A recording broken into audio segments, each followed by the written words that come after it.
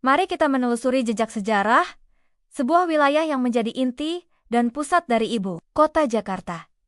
Jakarta Pusat, sebuah nama yang secara geografis menandakan posisinya yang sentral dan mencerminkan perannya sebagai jantung pemerintahan, perdagangan, dan budaya sejak zaman kolonial. Berbeda dengan wilayah administratif lainnya yang dulunya merupakan pinggiran kota, Jakarta Pusat justru merupakan inti dari perkembangan Batavia, ibu kota Hindia Belanda. Sejarahnya yang kaya dan perannya sebagai pusat kekuasaan dan aktivitas menjadikannya unik. Pada masa Foch, pusat pemerintahan, perdagangan, dan kehidupan sosial berpusat di kawasan yang kini menjadi Jakarta Pusat, Benteng Batavia, Staduis, dan berbagai bangunan penting lainnya terletak di wilayah ini. Nama-nama seperti Oud Batavia dan Weltevreden merujuk pada area yang kini sebagian besar masuk dalam Jakarta Pusat. Setelah kemerdekaan Indonesia dan perubahan nama Batavia menjadi Jakarta, kawasan inti ini tetap menjadi pusat pemerintahan dan aktivitas penting. Ketika Jakarta dibagi menjadi beberapa wilayah administratif, kawasan yang meliputi pusat pemerintahan,